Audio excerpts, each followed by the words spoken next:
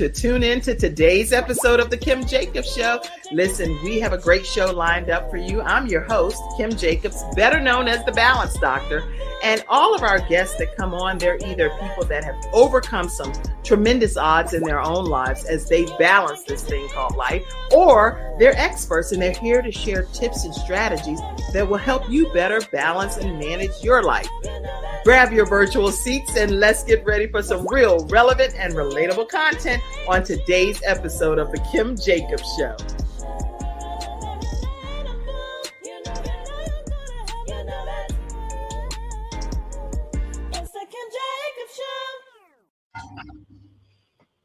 Hello, everyone, and welcome to this episode of The Kim Jacobs Show. So glad to have you all here coming into the virtual studio audience, and glad to have you here, Kandace Grant. How are you today? Hi, Kim. I'm doing well today. Thank you so much for having me join you. Thank you so much for being here. You look lovely over there. And Thank you. As do you. Thank you so much. Thank you. And I love the background with the nice walls. You just like very aesthetically put together nicely over there.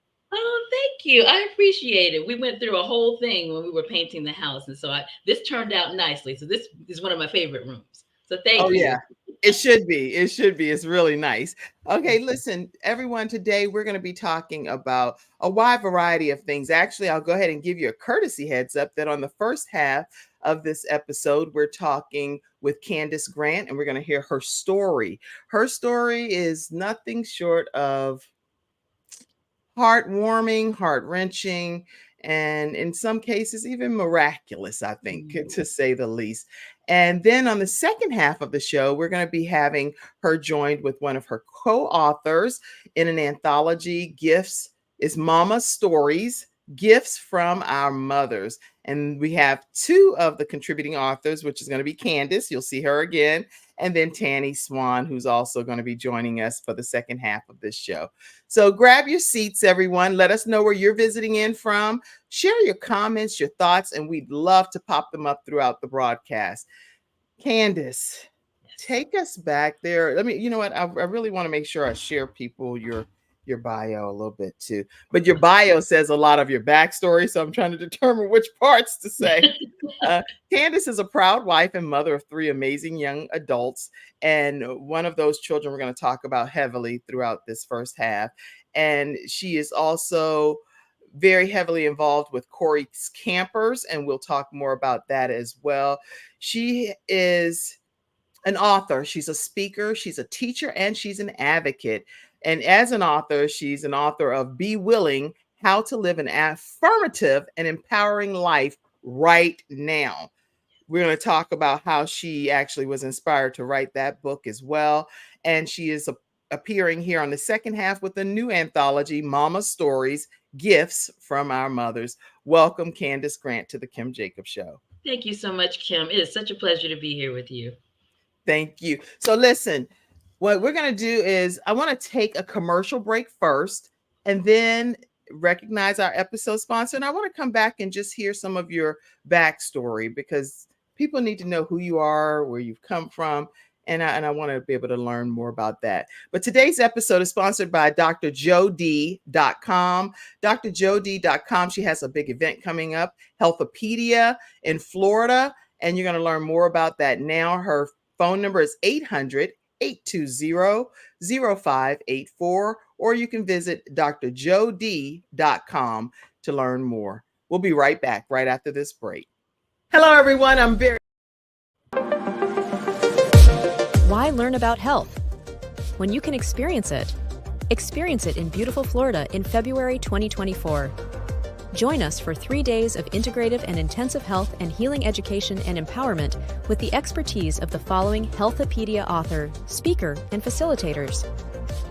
The world-renowned homeopath and acupuncture physician, Dr. James Marinakis, 4-decade health coach and holistic nutritionist, Dr. Joe D. Bear, and others such as Kimberly Meredith, Dame Doria Cordova, Rex Sykes, Dr. Gary Sanchez, Jamie Kerr, Serena Brown-Travis, and more.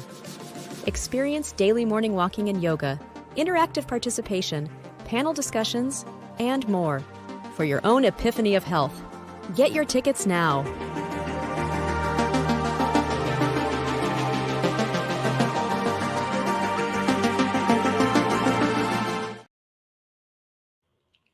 Hello, everyone. We're back and we're talking with Kandace Grant right now. And I want to find out, Kandace, take us back some on your backstory so we can learn more about you. Okay. I was born in Columbia, South Carolina, and moved to Charlotte with my husband. We raised our three children right here in Charlotte, North Carolina. I attended the University of South Carolina, Columbia, and graduated with a degree of journalism. I did a lot of freelance writing when we moved here and became a mom. I was a full time mom, so it mattered to me that I try to find some sort of balance between my passion and, of course, my passion in raising our children. Right. So I did a lot of writing for freelance on a freelance basis. Then eventually, life took a turn, and I began to write what turned out to be my first self published book. Um, our three children were the center of my world, and I did everything with them, volunteering at schools, being very involved in all of their after school activities. So that's where I spent most of my time. I can go deeper into that backstory, but I want to wait to see if there are any questions you have about it first. Right, right. Yeah. So you wrote a book. You said you wrote a book, and the book is called Be Willing. And I like Yes. the imagery on that. But the book is called Be Willing, and how to actually live this affirmative and empowering life right now. Now, in the book, I know that we're going to talk about that, but there are some things that you went through personally that were in your journey that you weren't even expecting to have happen, you personally. I know that there's some other things, but let's talk about your own personal situation and what you found that you had to deal with. And I'm trying not to reveal everything, y'all, so that's I what I'm talking understand. about, right? But talk I about understand. your kidneys, basically. Let's talk about that. We need to. Okay. So when I was younger, maybe in middle school, my mother and I learned that I had what was called mixed connective tissue disease. And the way we found out about that is that I would notice in the mornings when it was cold, I would come into class and my hands would be a clammy kind of white, very frozen. It was hard for me to use them. And so I complained about this to my mother, who took me to a doctor and later referred us to a rheumatologist. Hmm. And he was the one who told me, okay, you have something that's called mixed connective tissue disease. And what that means is that your body reacts in a certain way depending on the stimulus. And he said, in this case, when you're exposed to extreme cold, this is Mhm. called Raynaud's phenomenon, and that means the blood vessels are basically spasming. So what I want you to do is wear gloves and just be really protective of yourself. And as a young kid, I'm sitting there taking all of this in, thinking, what does this mean? And he said, listen, my advice to you is that you be good to your body, and your body will always be good to you.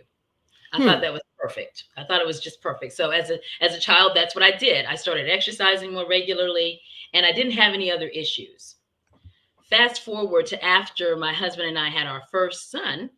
After giving birth prematurely, Mhm. I wound up staying in the hot. We were living in Rock Hill, just outside of Charlotte at that time, celebrating the birth of our child.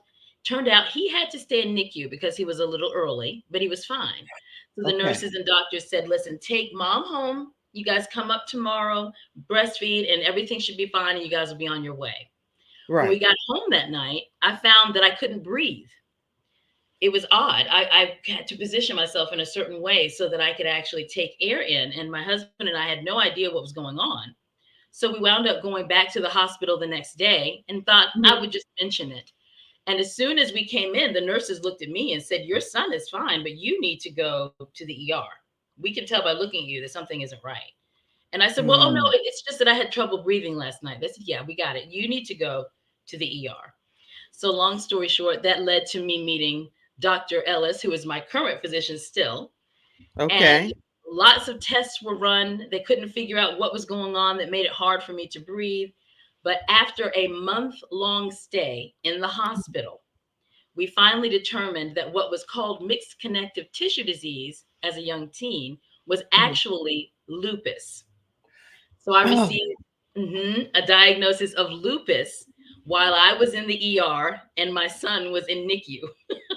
So my husband and I got to be very popular in that hospital. The nurses in NICU and the nurses in the ER and everyone pretty much knew my son, my husband, and myself. And they figured it out because the only thing that I responded to was heparin, a blood thinner. That was the only Hmm. thing that kind of settled my breathing and allowed me to to just kind of be. So that's important because after we got that and figured all of that out, I was finally able to go home. And So later so on, wait, let me interrupt here. You are officially in the hospital giving birth to your son. He is premature. He's in the NICU. The doctors are like, wait, we know we're here to care for the baby, but while we have this whole family here together celebrating the birth of the baby, because at least he was able to be here on this earth. Thank God. He had to go into NICU, but able to survive and thrive enough to be able to ultimately come home. But you, on the other hand, now they're finding out about a diagnosis that you never even knew existed, lupus. never even knew And existed. had you not been in this situation, you still wouldn't necessarily know, right? You're absolutely right. That's exactly right. I would not have known. Okay, so lupus is the diagnosis. What do they do to help get you better? Which lupus is I need to look it up, but I don't know. Is there even a cure for lupus? There are medications that they've come forth with now, actually. Okay. And for some people, it's a very extreme disorder. It's an autoimmune disorder. And basically, with autoimmune disorders, it means that the body is kind of fighting itself. Yeah. It's seeing part of itself as an invader. So it's a very interesting phenomenon. It's And a for chronic me, disease with no cure, is what it says here on the Center for Disease Control and Prevention. And it's hard to diagnose because many people have symptoms that are mistaken for other things. So now with you, go ahead. What happened? that's exactly right. I'm glad you brought that up. That's important too.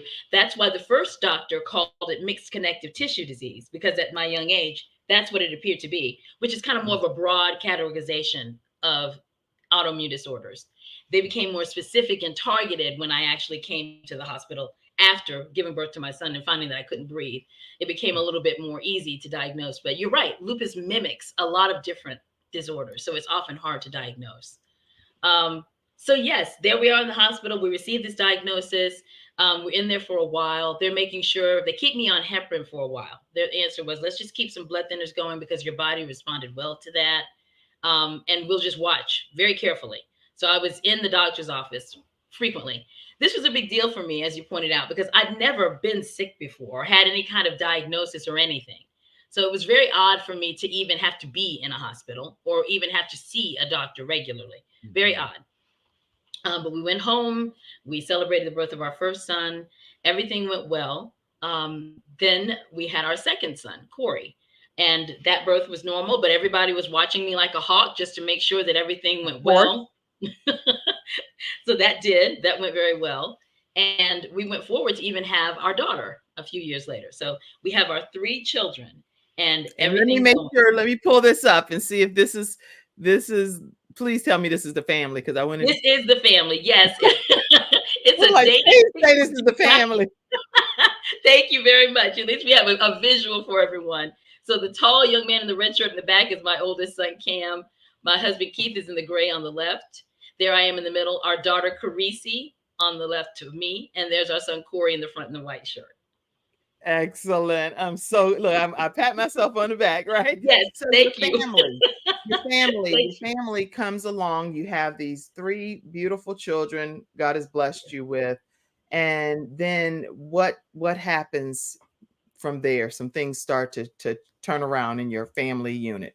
Yes, things turn around, and the event that kind of started everything was me learning that our youngest son Corey had a diagnosis of autism. That was the actual start of everything for me, because once that happened, I went into hyper vigilant mode.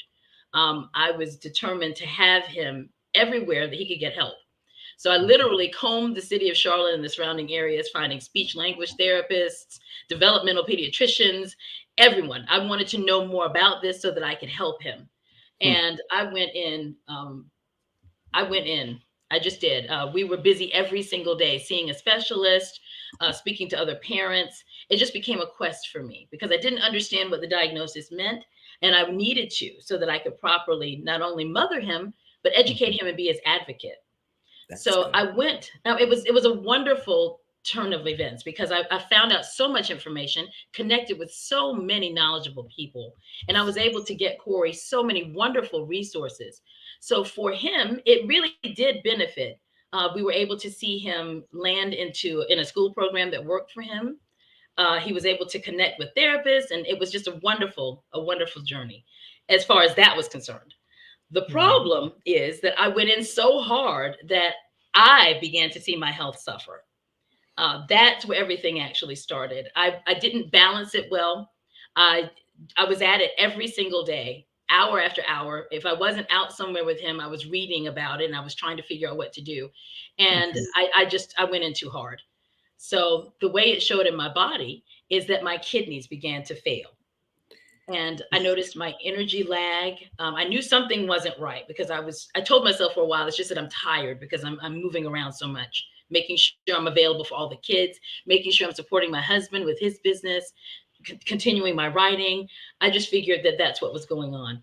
Add to that, I decided that it was time to become a grad student. I wanted to help other parents of children diagnosed with special healthcare needs by providing counseling. So I became a student and thought that this would be my way of giving back. So I was doing all the things. I was studying for my graduate degree and volunteering, and it was just A eventually lot. something had to give. It was a lot. Something had to give.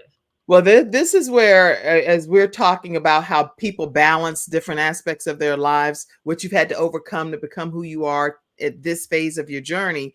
My thing is, we as women and as mothers and entrepreneurs and grad students and wearing all of these hats, you said that this took a physical toll on your body.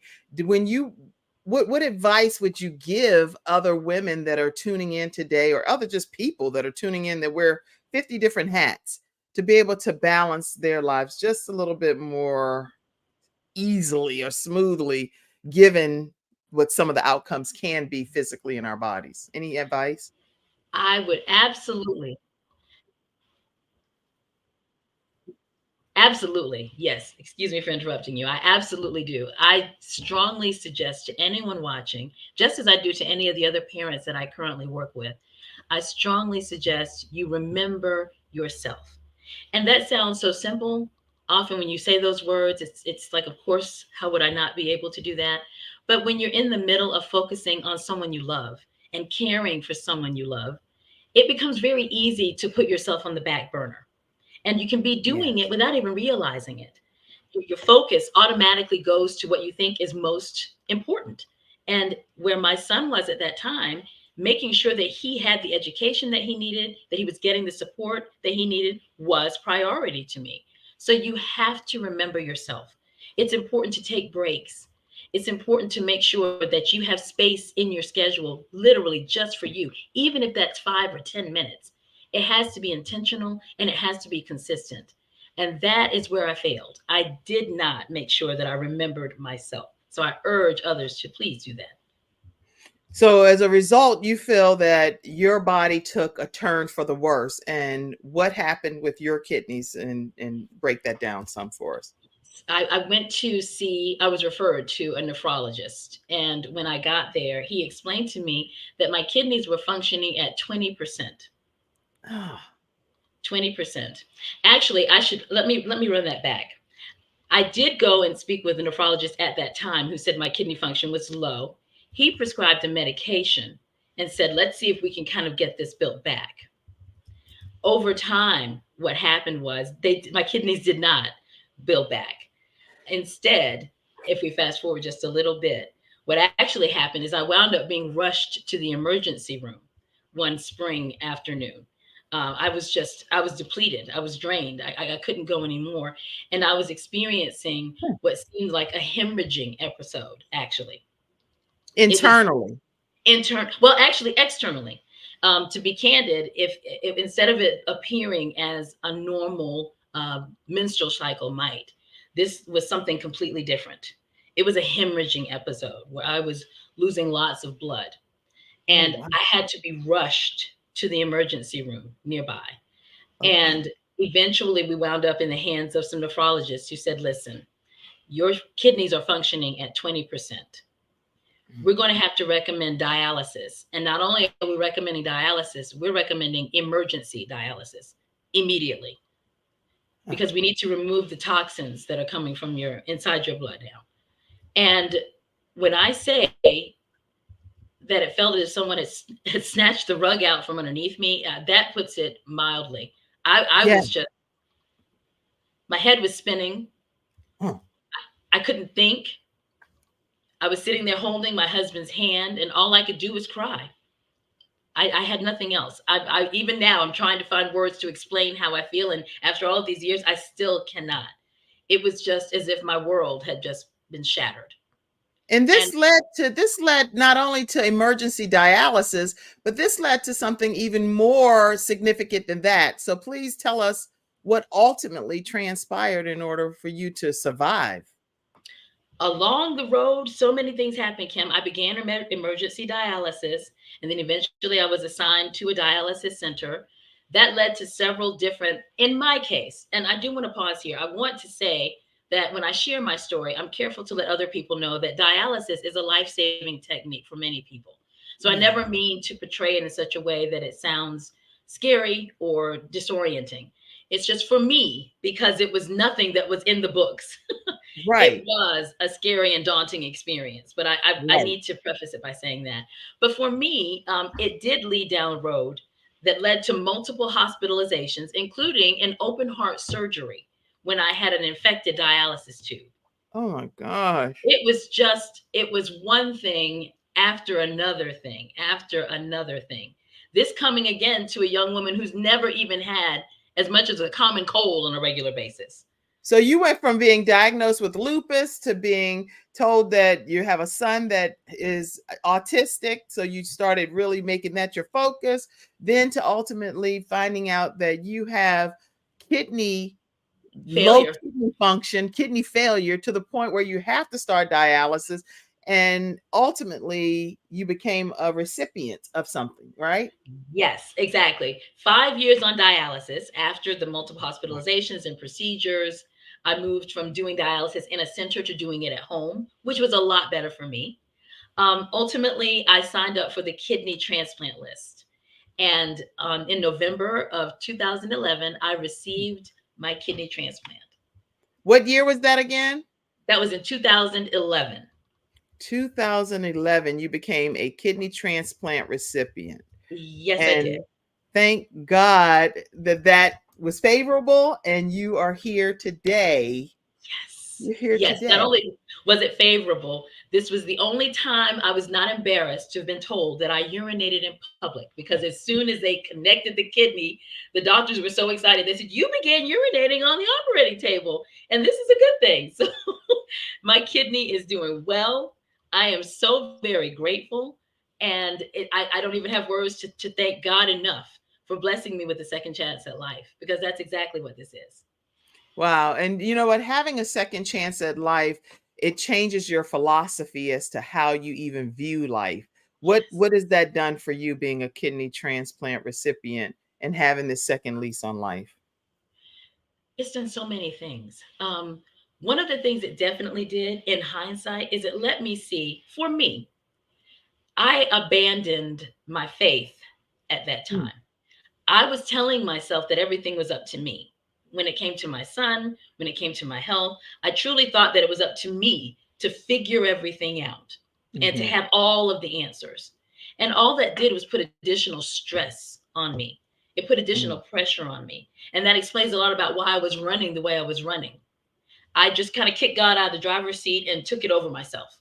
And I thought that I Mm. could handle it all. And Wow. I couldn't.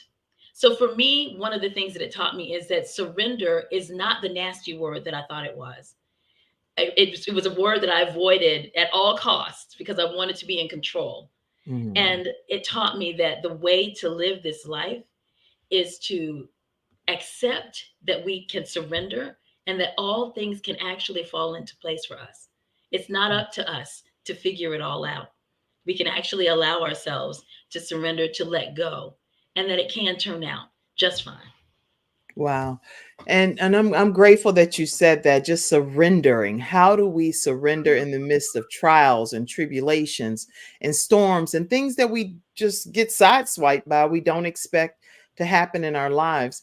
And I'm not going to take a commercial break right now because I want to make sure that I hear something else that happened in your journey as well regarding your precious son. I know we're going to transition to the second half of the show, but this is your husband, right? This is my husband, Keith. Okay. Yes. I'm like, please tell me this is not like the brother or the uncle or I don't want to sound my own photos, right? Okay. So Yes. This is you've my been husband, Keith. married.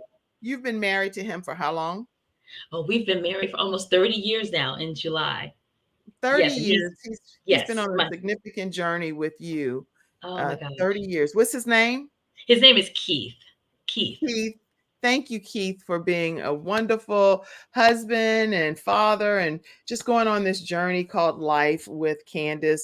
And this picture again speaks volumes because the one of the young people in this picture, I want you to share some moments about him as his life is now being celebrated somewhere else. So talk to us, please.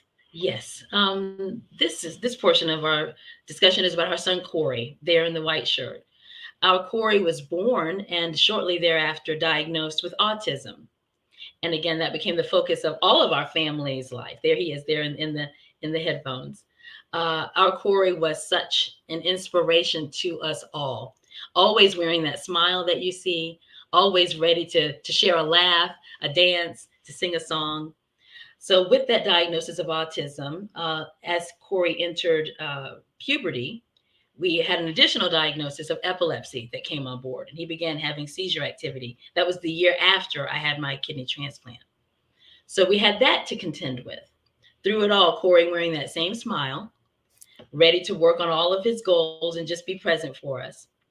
Um, so we walked through that journey with our Corey, and there's so many things I can say. In my advocacy for him, after he came out of school, which he did well in, I was able to ensure that he received funding to have a personal assistant, spend his days out in the community working on goals that my wonderful husband Keith and I came out with for him. He had incredible computer skill. He was able to do anything related to IT. So he had a job at a nonprofit where he oversaw database management. He was also a creative, so he got into painting and had a space at the Charlotte Art League, as well as the new VAPA Center.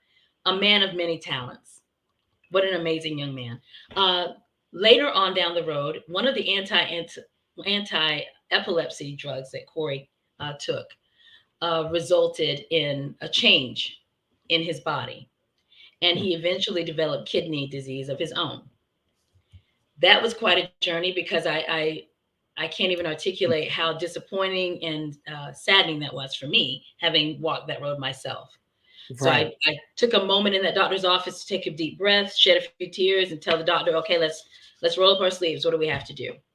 Right. So we walked that journey with our Corey, and he did so well for so long. But Corey eventually did gain his wings in November of 2022. So in that young man's honor, I continue to wear this smile, and we continue to connect with other parents of children diagnosed with special health care needs to help them pay attention to their loved ones when there are certain signs that show themselves, help them to allow them to live their lives the way that they want, to follow their desires, let them know that they actually are our guides on this path of life, and to trust that. And we've also I volunteer with an organization called Trusted Parents here in Charlotte. It's an amazing organization led by a wonderful woman named Nakia Bai, who also has a son diagnosed with autism, who's one of Corey's friends. And among the amazing things that she does, she hosts an annual summer camp here in Charlotte at Queen's University. And she's expanded it to include a program called Camp Explore, where young adults diagnosed with special healthcare needs who often don't get the services that they start out with as children. This camp provides them not only a summer camp experience, but the opportunity to do what our Corey did so well with his personal assistant, whose name I have to say, Marco, because Corey was always talking about Marco. This allows these young adults to learn life skills. Corey would go out every day and learn goals like handling money, being able to interact with other people, working a job. And this camp does that very same thing for other young adults. So we started a scholarship fund. It was actually Nakia's thought to do this in Corey's honor, and my husband and I are working on it with her. So now there's a Corey's Camper Scholarship Fund to help fund the enrollment of that camp for a young adult diagnosed with a special healthcare need so that they too can enjoy pursuing learning adult skills while pursuing the goals that they have for themselves. And it's just, I can't be more proud of that. I really can't. There's so many things that we plan to do in our Corey's honor, but this was a perfect first step because it allows them to do exactly what our Corey did. Wow, there is so much that you just shared that gives us such hope and inspiration. Even just his face, there's no way to create. There's no way to ever recreate what he's showing right there in that image. To me, that's just like saying, "Keep hope alive, everybody." Kim, That's what that picture is like. Look, I life, have to life. tell you, you have it, Kim. And so many people have said that very same thing, that picture. And you're so right. That picture tells you exactly who our Corey was and is. Yes, We still feel that same smile. I promise you. I see him in my dreams. I call them visits instead of dreams. I feel the warmth of that smile whenever I see it. I promise you, it's more than just looking at that picture. I feel it. And what I know is that it has to be true because even people who never had a chance to meet Corey in his physical body say the very same thing when they see his pictures and his smile. This young man, one of his goals every day was to go out to lunch with Marco. Firehouse Subs, Firebirds, and what was the other place? Oh, there was a third one. But he would go into that restaurant every day and pay for his lunch. The entire staff would come forward to greet him just to get a glimpse of that smile. I mean, it's just amazing the effect that he had on other people and still does to this day. So I cannot be more honored to have served as mother to such a beautiful spirit, such an incredible spirit. He truly has taught me so very much that I'll never be able to put in words in this hour format, but that no. I'm working on for my next book. I mean, life changing. I'm just so grateful to God for this being having been in my life and that I can still feel his presence is just a gift. We have notes written around the house that he's left us, and one of them that I'm going to have framed says, "Get to the end. Wow. Get to the Somebody end. type that. Get to the end. Get Get to the end." to the end. Corey A. Grant. Let's Yes, get to the end. let's That keep right going. there is something Yes, that we can all, you talk about New Year's resolutions, different commitments and things that we make in life. Let's all get to the end. yes, Corey A. Grant. Make sure you quote that Corey A. Grant said that. And if you can screenshot this image, make sure you screenshot it and give kudos and credits where it's due. Let's all get to the end. And the end looks different for everybody, but for me, the end is getting to heaven. And I'll personally get to see Corey A. Grant and my son, Gabriel Michael Jacobs, again. And I believe that God is not a man that he should lie. So if he that's says that he's gone to prepare a place for us that we can reunite with our loved ones, then I am crazy enough to believe that we will reunite with our loved ones one day. that's right. So thank you so much for sharing your son Corey with us, his journey. And thank you for choosing as a mother, because I know I say this personally, Mm. for staying here with your remaining children on this earth. Thank you for doing that. Thank Thank you. you, Kim. Thank Yeah. you. Thank you so much. Yeah. Thank you for doing that. That's a choice, believe it or not, everybody. Mm, Wow. mm. Okay. You Yeah. can come back anytime, and you can even be one of our Freestyle Friday experts. We have what we call Freestyle Friday experts, and you can talk about Corey, you could talk about grief, you could talk about your story, whatever will inspire people to take action. Camille, she's a blind young lady that is actually our vision expert. She said, I Oh, am in tears. This story is heartbreakingly beautiful. Candace reminds me so much of my mother and her advocacy for me as a child. Corey sounds like a beautiful soul. Put some other quick comments up, and then we're going to pull in our next guest. Get to the End thank you. by Corey A. Grant. Yes. Any other comments? That's my mom. Get to the end. Get to the end. Corey is smiling and Oh, keeping hope alive in others. My mom said, may God continue to bless you and your family. I saw a comment from someone else earlier. thank you. let's see. Lots of comments have been coming in, lots of them. Wow, congratulations. What a testimony when you were talking about your story of kidney transplant. Someone said your book title was beautiful, Be Willing. Blessed with the gift of Corey. Thanks for sharing with him with us today. Tears are falling. All right, everybody. We're going to, wow. Okay. Hmm. All right. Let me share with you how you can stay connected with Kandace. Kandace, tell them how they can stay connected with you. Thank you. Thank you all so much for your comments and for your sharing that energy with our Corey. Yes, you can follow me on Instagram at author Kandace Grant. Also at Self Care Circle for Caregivers, where I'm giving tips and strategies and just positivity to other caregivers on Instagram. I also have a small page, about.me /Candace Grant. You can find that just to give more information about me. And you can email me at authorcandacegrant.write.me. All right. Those are ways to stay connected with Kandace. You definitely want to stay connected with this woman who has been on this amazing journey, still here to share her love and her light with everyone across the world, and is eager to connect with people like yourself. So make sure you do that. I'm going to pull you in, Tanny Swan, if I can, for a moment. Tanny, how are you? I'm good, Kandace. Hi, And Kim, Tanny. thank you for having me. You get a chance to obviously share in a special bond with Kandace because you've gotten to know her personally through some of your writing together collaboratively in an anthology, which is Mama's Stories, Gifts from Our Mothers. And so I'm so glad to have you here today. Very glad. And Thank you. I'm honored to be here. This was a wonderful opportunity. I so appreciate you giving me an opportunity to talk about the story and to be here with Kandace as one of my co-authors. I'm so grateful. So happy. So glad you're here. Let me take a moment to let you all know about Tanny Swan. She is a native of Chicago and has also called Michigan, Georgia, and Iowa her home. So she's been around the block a little bit here in a great way, touring some of the United States.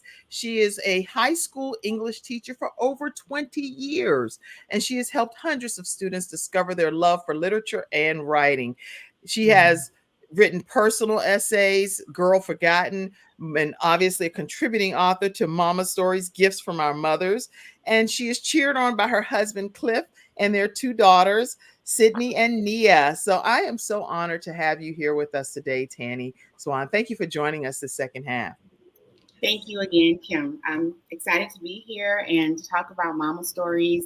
I just want to take a minute and just say a prayer. Thanks for Kandace for sharing her story. She and I just became friends through this project, and I really did not know much of what her story entails, with the exception of the story of her mother through Mama Stories. But Kandace, you just to have a beautiful soul. I'm so glad our paths have crossed.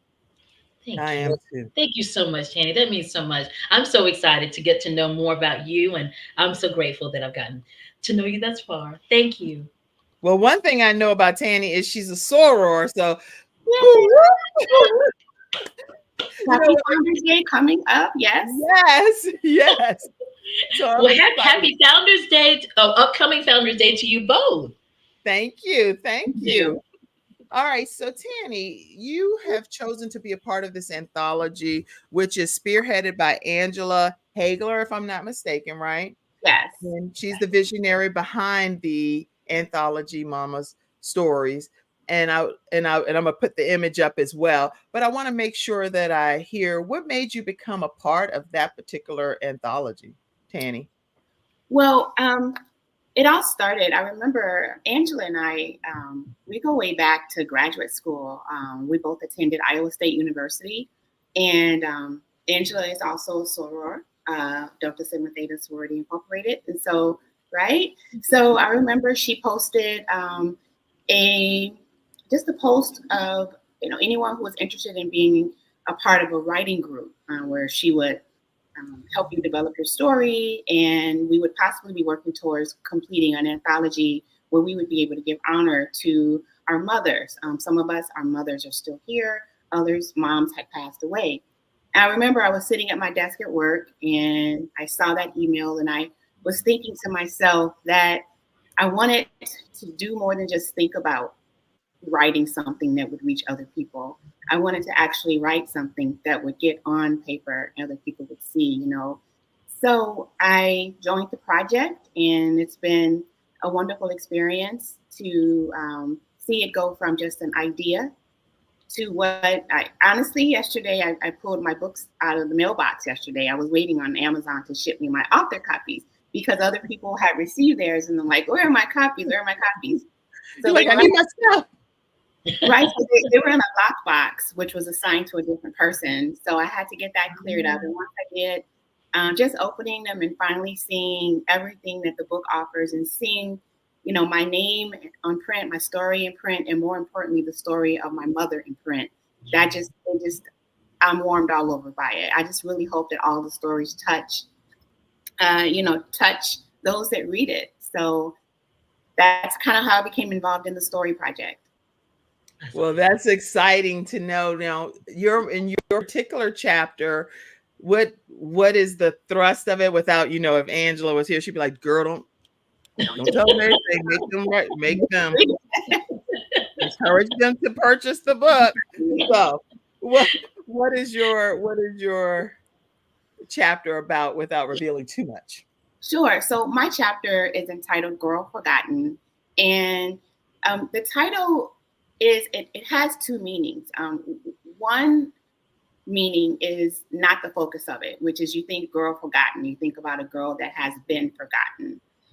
But my story is about my struggles with my memory and remembering my childhood and remembering my lots of incidences and lots of occurrences and events that have happened to me.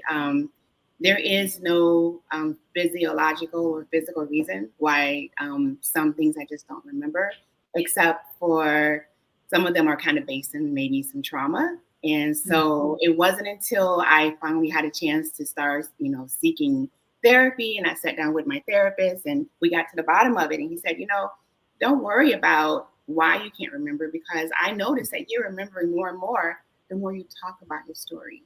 So that was life-changing for me, because I'm the kind of person that I keep things to myself. I write stories and I close them in a notebook and put them over here. But I took a chance and I just decided to share my story. And it's about my relationship with my mother. And she's beautiful. She's with me. She's 78 years old. And it's about how we grew together. She was a single mother and I was her only child. And that combination is not very common. Oftentimes there are siblings or there's a father figure. But it's about moving past a particular lens that we might create for ourselves about our lives, and telling ourselves that maybe we're seeing things through smudged lenses, and that maybe we need to clean our glasses and see things for what they really are, so that we can really be true to who we are and appreciate our experiences and how they've helped us grow. So do you think that the therapy has helped you get more clarity and more focus and understanding some of the things you've forgotten? Absolutely. First of all, I'll just say his first name. My therapist, I call him my guy, Jeff, and he is amazing.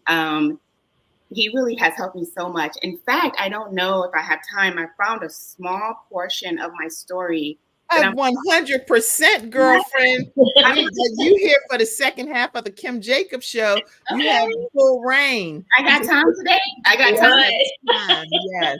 Go ahead and share a piece of your story, please. Okay. So this is from my story, Girl Forgotten, and it ties into what I was just talking about, the value of therapy and the value of being able to see your life from a perspective other than pain or abandonment, you know? And so it goes like this. It goes, around 3 years ago, during my first appointment with my therapist, I sat on his couch and cried throughout my entire 50-minute session. It wasn't until the third meeting that we were able to identify a starting place for my healing. He moved his yellow legal pad between the two of us and suggested I give a name to the swarm of bees that stung me each morning, leaving me doubled over in daily anxiety attacks. My father, my mother, the inherited dark clouds from both of them. It's okay to be angry, he said. You can feel anger and love simultaneously. It's not one or the other.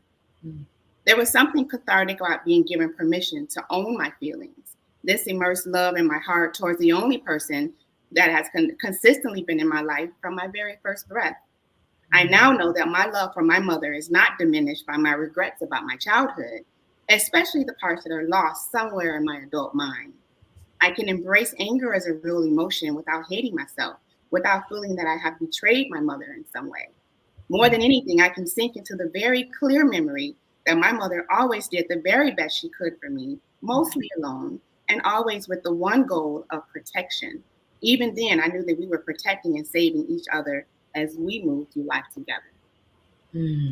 Wow. You had to read that because now that opens up the thought of what was going on. And I mean, you're not going to answer this right now, but what was going on with your mom and your dad, because you love your mom so much, clearly, and you're an intricate part of her life, 78 years old now, and you all being the only child and all of these things. But there were some things that happened in your backstory that's hopefully going to be revealed in that book, right? Well, not much, because the focus is on my mother. And so what I can say is that so the dad part. Okay, go ahead.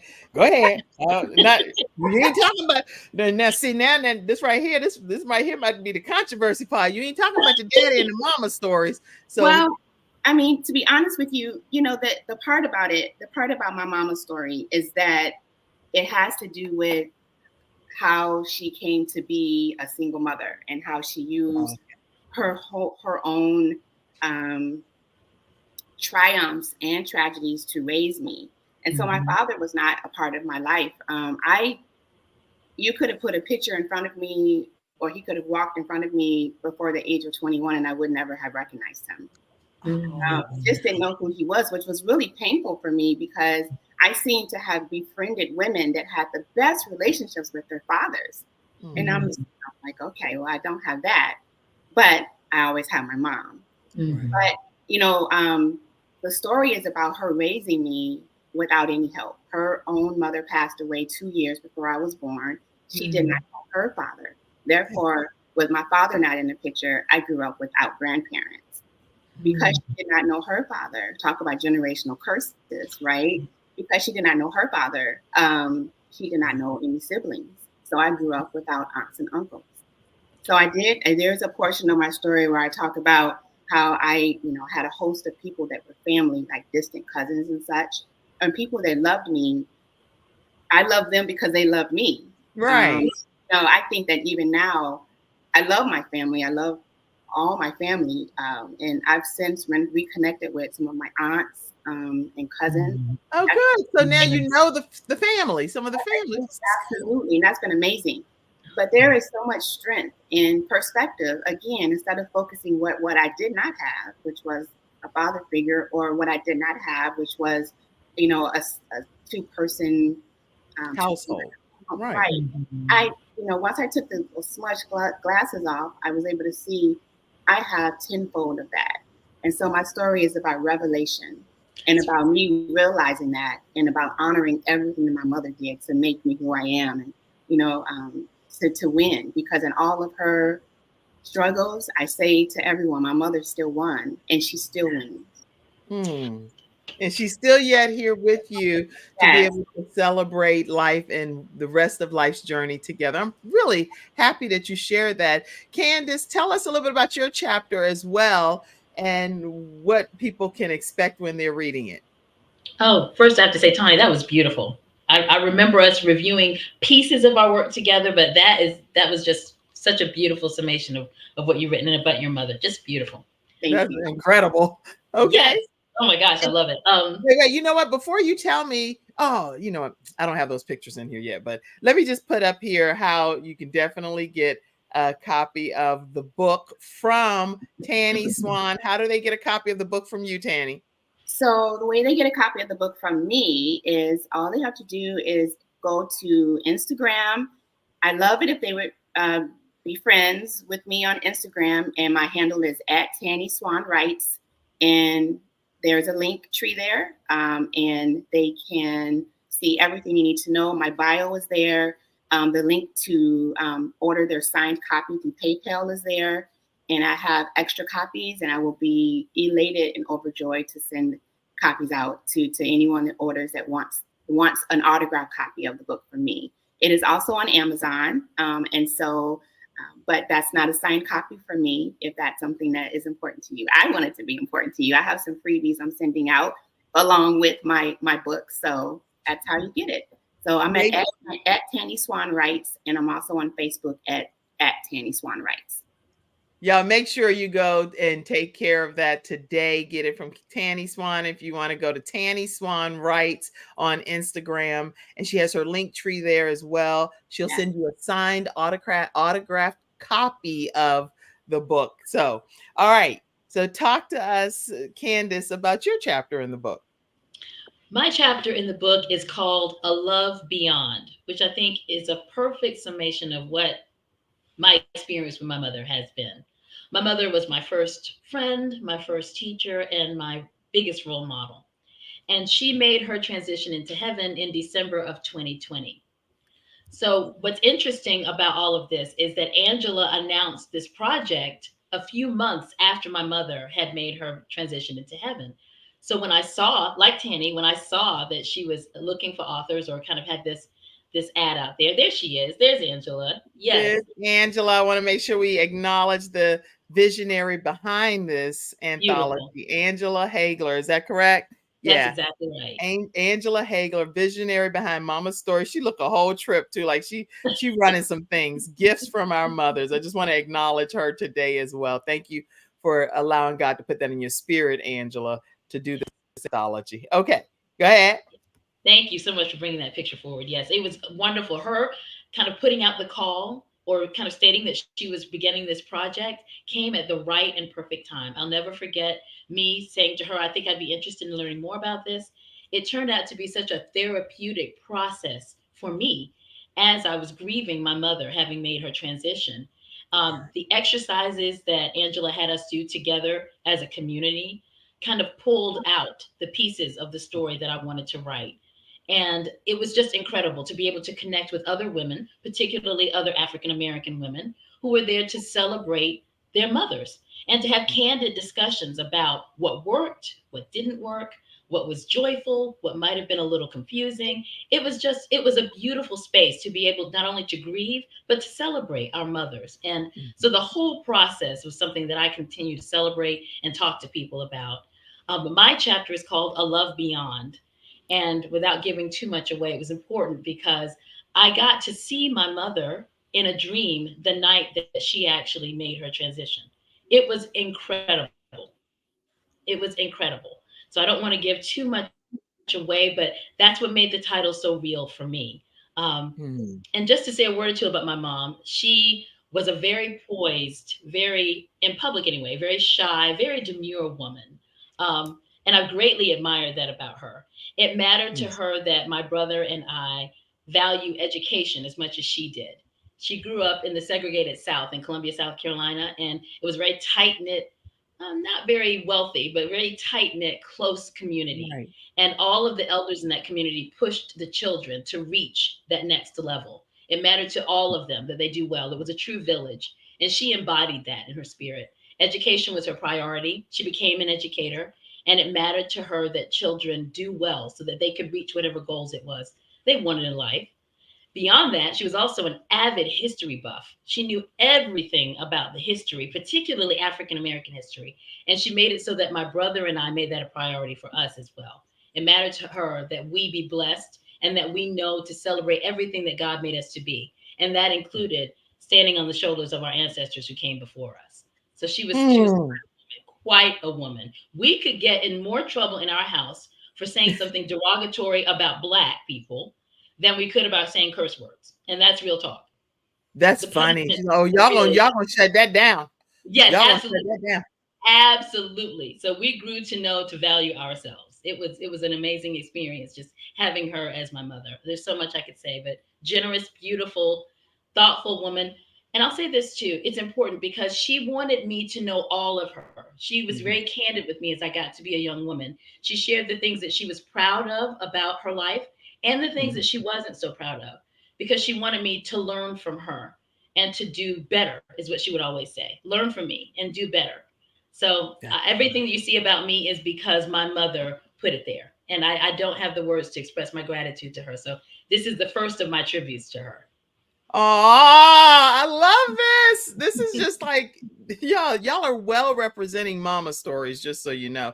Let's see. Camille Richardson said, is this book on Audible? Yes. Well, Audible. I know that there is an audio book on Amazon.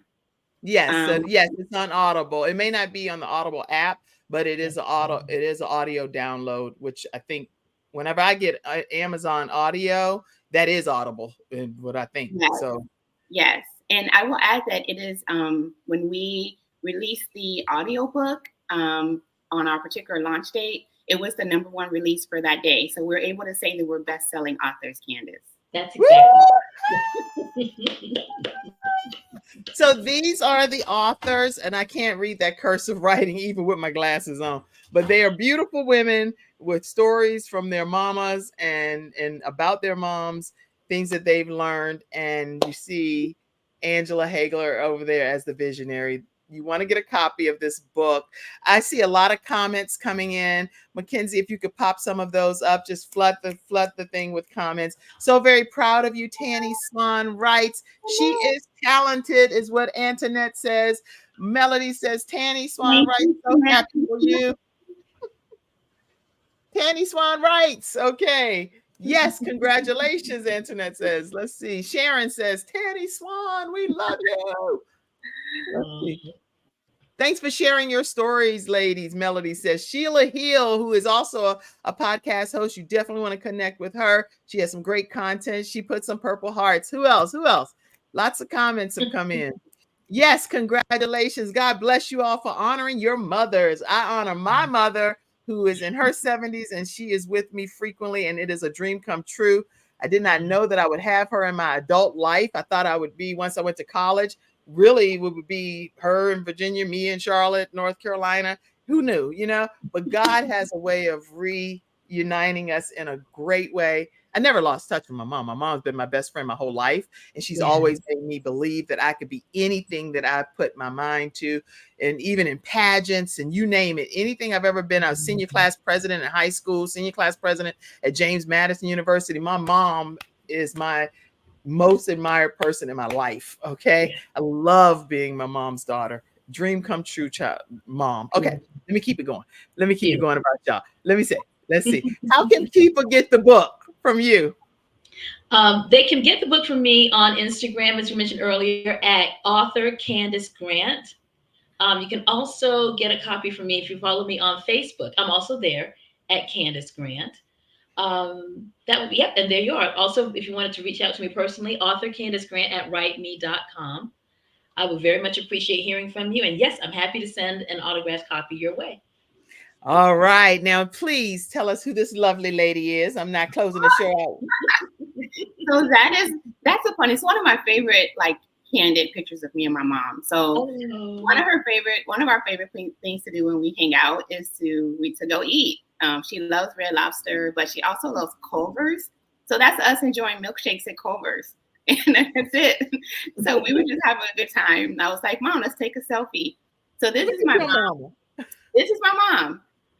Yellow is her favorite color. Everyone who knows Miss Patricia Ann Swanigan knows that she loves her yellow. And that's her standing in front of DuSable High School, which is where most of her memories, her best memories, are about being walking down the hallways of DuSable, meeting her first love, singing in a little amateur group on the back steps of the school. So I took her back there and helped recharge her memory. And we walked the halls again, and she was so happy to be standing there. So I had that picture blown up for her. It was a Christmas present for her.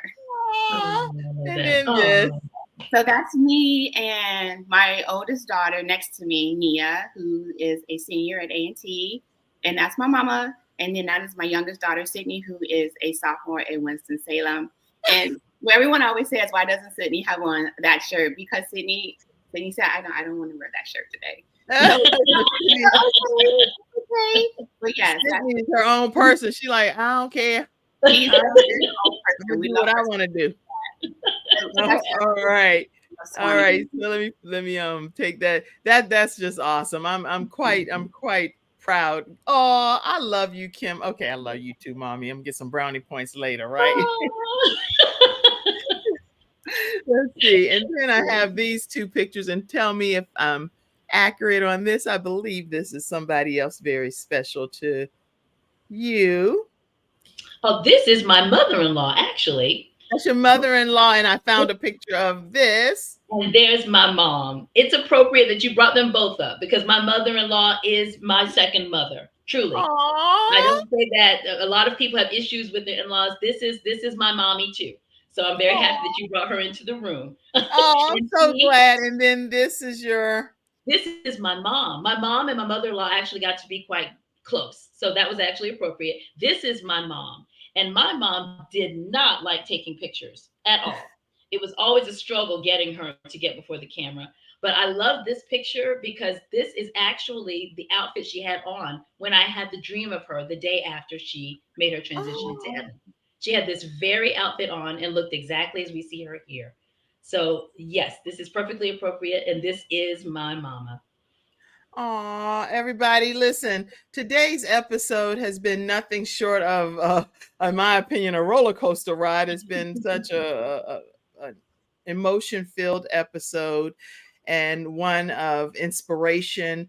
Right now, you had the love of passion, and we're going to close out here very soon. But you had the love and passion for teaching, Tanny. For over 20 years, you've been a teacher. Just talk to us briefly about your love of education and helping hundreds of other children become passionate about literacy and writing in particular. Well, literature. Sure. Yeah, I was an English language arts teacher for 23 years. I taught 4 years at the college level, but preferred the high school kids. I've taught everything from freshmen to seniors. And I've loved teaching, but I want to be honest with you, Kim. It is not, in many instances, it is not the same as it was before. So I know that I probably speak on behalf of a lot of my teacher educator friends when I say that it is harder than it looks. I'm not sure that people really understand the sacrifices and just the change of the turn of education, particularly since COVID. There's just a shift, which has made the field very, very difficult to manage. However, there are still so many committed, wonderful, talented teachers that are still a part of the teaching world. And it's so important because what is our world with our teachers? We saw that with COVID when the schools closed and everyone was saying, where are the kids going to go? Right. So yes, but I loved it. I'm not in the classroom anymore, but I have such great memories. I've met so many wonderful students. One of my students was on here. She chatted. She was one of the comments. Oh, and that's when you know you've made a tremendous impact in someone's life.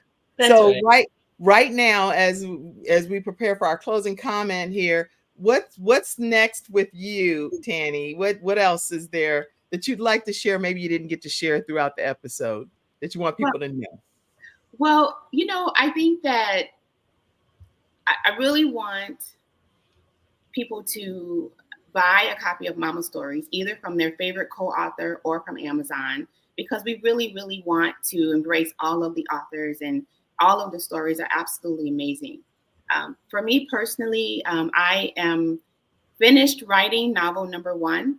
It is ready to go to the editor, but I don't know why I can't let it go. Maybe now I can. Maybe now is the moment for me to do so. But it's been in my hands. It's finished. I keep going back to it, but it is slated to hopefully be released. This is my year. 2024 is my year to finally release my debut novel. You're going to release your debut novel. We're going to hold you accountable. We want you to come back on the show and talk about it this year. So it has to happen. I need that. Thank you. Yeah, come back and make that possible so that we can help launch it and people can support that as well. Thank you. Camille said, what did Camille say? I saw a comment that you popped up. She said her mother transitioned in July of 2021, and she also has the honor of writing a chapter about her in an anthology a few months ago after she passed. So you all go and check out Camille Richardson. She's one of our Freestyle Friday experts. She's also in a book with 8 individuals that are blind, all women that are blind, and it's Heal to Write. So definitely make sure you all check out her book as well. The right, yeah. I mean, I may not have said the title right, but I know it's a great book because I have it and I read it. Okay, hundreds more, like thousands. Clifford said, you've helped thousands, Tanny. That's my husband correcting me. You know your husband. He's trying to get some brownie points. He's like, he's like, baby, it's thousands. It's not no hundreds. Right. Thank you, babe. You got some brownie points, Clifford. All right. All right, everybody. Go back and also make sure you get a copy of Be Willing, which is How to Live an Affirmative and Empowered Life right now. Kandace Grant, when you reach out to her, you'll be able to get both of the books from her as well. What's your closing comment, Kandace? I'm just grateful. I'm grateful to be here with you, here with Tanny. I'm so grateful for the opportunity to have been a part of the Mama Stories Project. And I'm grateful for life. I'm grateful that this Be Willing philosophy that God gave me has carried me through all of those storms to be here with you today. And I'm grateful to be able to share it with other people. I'm just in gratitude. So that's what I have to say. Well, I'm grateful that all of you all were here today. The 2 of you were here today. And I said all because all of the other anthology people that are on the book. And I think that any of them that are interested in coming on and sharing some of their story, feel free to let them know they can. I do want to let you all know our episode sponsors today, Get Insured Solutions. If you're dealing with final life expense, which all of us will have to deal with at some point, reach out to Samantha Benson and let her know the Kim Jacobs Show referred you. Her phone number is 704-499-3616. She knows how to help you keep some of the expenses in your family's home versus having to put them all towards burial expenses. 704. Oh, you know what? Her number changed. Shoot. No, this I think is right. 704-499-3616. And definitely you can go to getinsured.solutions. Getinsured.solutions. I never charge people to be a part of the Kim Jacobs Show, but I definitely encourage you all in the studio audience, even as guests, to please pour into the Kim Jacobs Show. This is the way that we keep the program going Monday through Friday at 11 o'clock a.m. Eastern Standard Time. And you can do that through Cash App, $ Kim Jacobs Inc.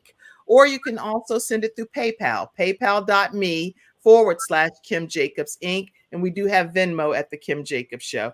I do that for our audio podcast listeners because some of you are on iHeartRadio, Amazon Music, and Spotify and all of that. So you don't get to see the screen. Stay connected with Tanny. Make sure you stay connected with her. She wants you to do it at her Instagram page at Tanny Swan Writes. Tanny Swan Writes. And definitely go stay connected with Kandace. And hers is at Self-Care Circle for Caregivers. Or you can also go to author Kandace Grant, Kandace Grant. All right. That's today's episode, everybody. This show has been dedicated today to Corey Grant, in honor of Corey Grant. And if you don't walk away with anything else today, walk away with getting to the end. Make that your mission. Get to the end. All right. Any closing comment? All right. That's it, everybody. We'll see you tomorrow at 11 o'clock a.m. God bless you all. And I love you all. Bye-bye. Thank you for tuning in to today's episode of the Kim Jacobs Show and for being in the virtual studio audience. Your presence truly does make a difference. And I look forward to you bringing your friends and family to join you in the virtual studio audience Monday through Friday at 11